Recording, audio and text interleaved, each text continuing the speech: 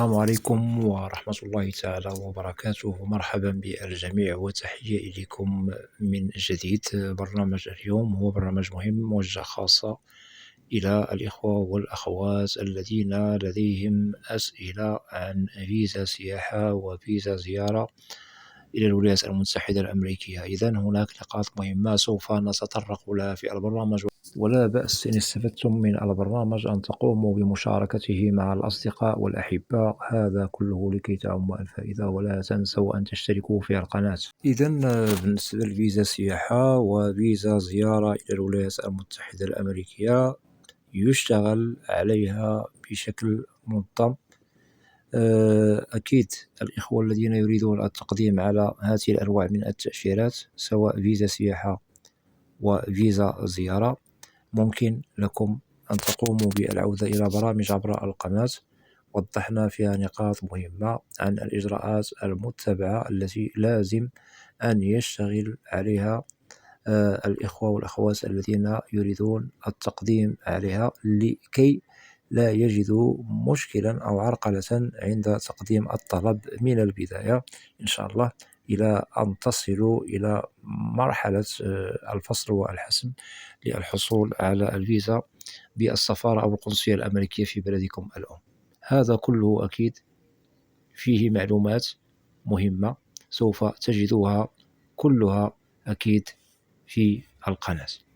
ورغم هذا أود أن أؤكد بأن تأشيرة سياحة وتأشيرات زيارة، هذه التأشيرات تمنح العديد من هذه الأنواع للذين هم تتوفر فيهم الشروط والمؤهلات. والشروط والمؤهلات هي ضروري ومؤكد إذا أردتم أن تتحصلوا على فيزا سياحة وفيزا زيارة إلى الولايات المتحدة الأمريكية. بالنسبة لهذه الفئتين من التأشيرات للدخول إلى أمريكا، تعتبر فيز مؤقتة، لازم على كل من يقدمون عليها عند الحصول أكيد عليها والدخول إلى الولايات المتحدة، لازم العودة إلى بلدكم الأم أكيد، لكي تحافظوا على الدخول والخروج من الولايات المتحدة في الوقت المحدد لكم.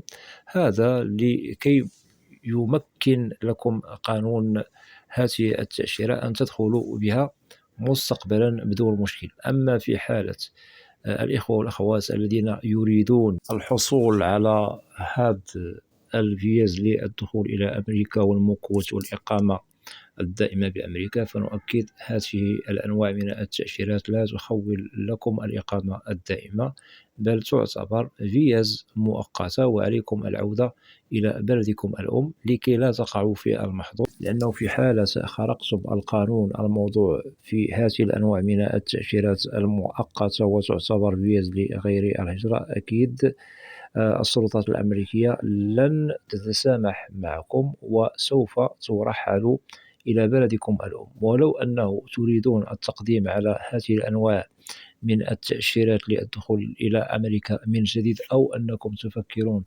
التقديم على أيها نوع من التأشيرات سواء للهجرة أو لغير الهجرة إلى الولايات المتحدة، أكيد أسماءكم ستصبح معروفة وسوف ترفض لكم التأشيرة لا محال، أيها نوع من التأشيرة. هذا في حالة أنكم خرقتم قانون هذه التأشيرة، أي في حالة مثلا دخلتم لوقت محدد ثم أقمتم لمدة طويلة بالولايات المتحدة، لأن فيزا زيارة وفيزا سياحة تعتبر فيز لغير الهجرة، وقانونها واضح مؤقت، لا يخول لكم الإقامة الدائمة بأمريكا، لأنها تعتبر تأشيرات لغير الهجرة.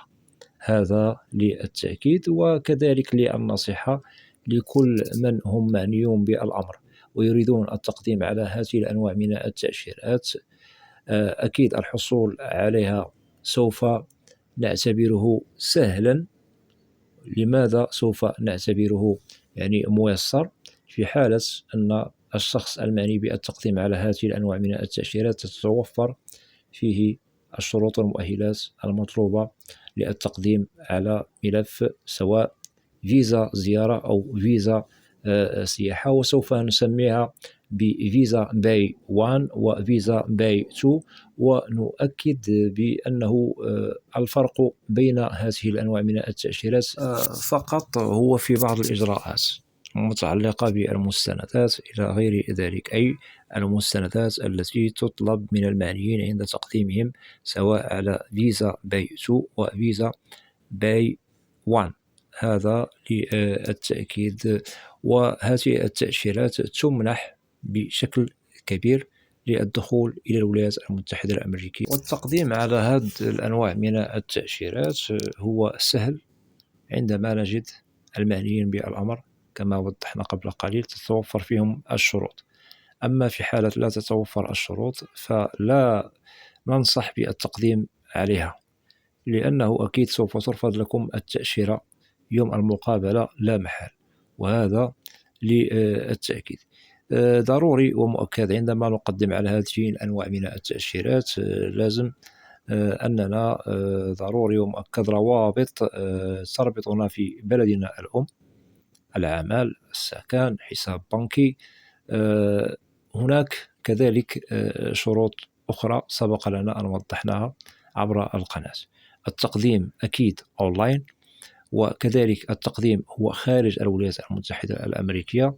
بالنسبة لرسوم التأشيرة سواء لفيزا سياحة وفيزا زيارة هي رسوم لا تتطلب مبلغا كبيرا، ولكن بالنسبة للذين سوف يدخلون عن طريق هذه التأشيرة إلى الولايات المتحدة سوف يطلب منهم هل لديهم حساب بنكي دون شروط ومؤهلات. أكيد فيزا سياحة وزيارة إلى الولايات المتحدة لا يمكننا الحصول عليها بسهولة، وهذا للتأكيد. سواء تريد التقديم لوحدك أو تريد التقديم مع الزوجة أو مثلا لديك أبناء أو أطفال، هذا لا يمنع. فقط لازم أن نجد بأنك لديك القدرة على التقديم على هذه الأنواع من التأشيرات للدخول إلى الولايات المتحدة الأمريكية، وكذلك لديك القدرة على كفالة نفسك بالولايات المتحدة أكيد لوقت محدد، لأنه هذه التأشيرات كما وضحنا وأكدنا هي فيز مؤقتة، ولازم على الحاصلين عليها العودة إلى بلدهم الأم. نقطة كذلك مهمة بالنسبة للولايات المتحدة الأمريكية: أكيد تشدد وتبحث وتتحرى كل صغيرة وكبيرة على كل من يقدمون على هذه الأنواع من التأشيرات.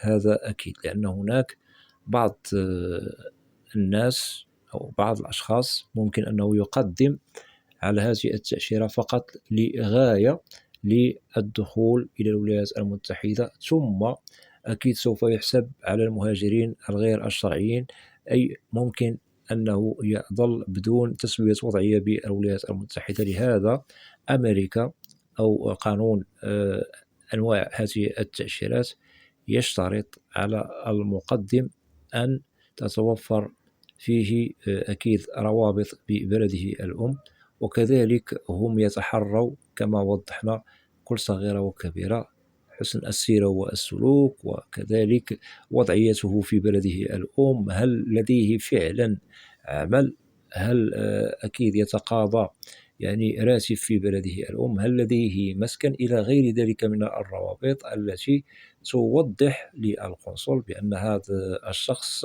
هو شخص أكيد يريد الدخول إلى الولايات المتحدة الأمريكية ليس لغاية أنه يظل بأمريكا، بل هو مقدم على تأشيرة زيارة أو سياحة لغرض أنه يريد أن يرفه على نفسه بالولايات المتحدة. ممكن أنه يقوم بزيارة لعائلته، أو ممكن أنه يريد زيارة الولايات المتحدة أو السياحة بالولايات المتحدة لأجل معرفة ثقافة أمريكا إلى غير ذلك. أكيد الأشخاص الذين هم لا يشكلون مشكل في خرق قانون هذه التأشيرة سواء سياحة وزيارة بالولايات المتحدة يتحصلون على الفيزا وتمنح لهم بدون عرقلة، بدون مناقشة، بدون مشكل. أما الذين يريدون الدخول إلى الولايات المتحدة عن طريق هذه الأنواع من التأشيرات لغرض أنهم يظلوا ماكثين بأمريكا بدون قانون إقامة دائمة، فهؤلاء يبحثوا على المشكل. وكما وضحنا وأكدنا، ممكن عندما سوف تقبض عليكم السلطات الأمريكية وأنتم في حالة غير مهاجرين شرعيون، أي غير مقيمون دائمون، سوف ترحلوا إلى بلدانكم الأم. إذن ننصح قبل تقديمكم على فيزا زيارة أو فيزا سياحة ننظر إلى ما لنا وما علينا من شروط ومؤهلات، ثم ممكن أن تتوكلوا على الله، وإن شاء الله ممكن الحصول عليها بنجاح في حالة أن أموركم تمام والملف مكتمل. هذا للتأكيد. واعلموا بأن مسار هذه التأشيرات لغير الهجرة سواء سياحة أو زيارة يشتغل عليها بشكل نظامي، وهي تمنح، ليس هناك من مشكل.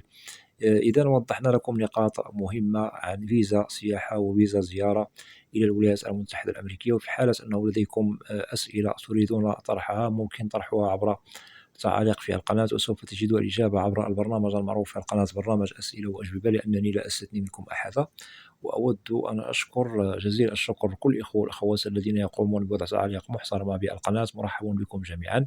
ونؤكد، ممكن لكم إذا أردتم معلومات دقيقة وكذلك الإجراءات التي ممكن أن تشتغلوا عليها للتقديم على هذه الأنواع من التأشيرات، سواء فيزا سياحة وفيزا زيارة باي 1 وباي 2، كل المعلومات هي متوفرة عبر القناة. ممكن العودة إلى هذه البرامج وسوف تستفيدوا وأكثر وأكثر.